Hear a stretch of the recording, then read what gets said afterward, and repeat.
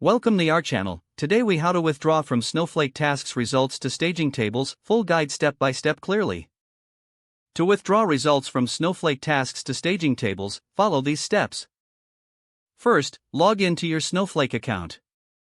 Open the Snowflake web interface. Navigate to the Worksheets tab.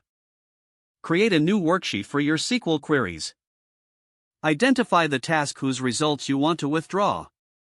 Write a SQL statement to select results from the task's output. Use the appropriate select statement to fetch the desired data. Ensure you specify the task name correctly in your query. After confirming the selected results, prepare your staging table. Define the structure of your staging table using the Create Table statement. Make sure the staging table matches the data types of the selected results. Execute the Create Table command to create your staging table. Next, insert the results into your staging table. Use the Insert Into statement, followed by the Select statement. This will transfer the data from the task's output to your staging table. Run the Combine SQL command to complete the data transfer.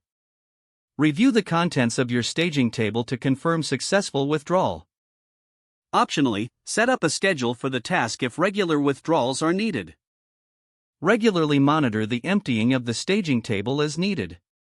You are now ready to manage your task results effectively from Snowflake to staging tables. If the page does not load, refresh the browser or try again in a private or incognito window.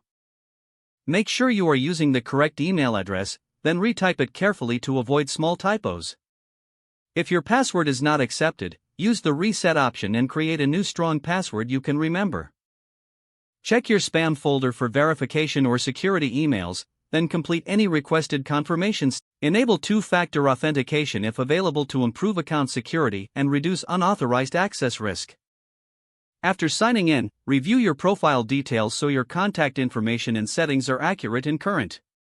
If you see an error message, note it down and try again after restarting your device and internet connection. Don't forget to like this video and subscribe to our channel for more step-by-step tech guides.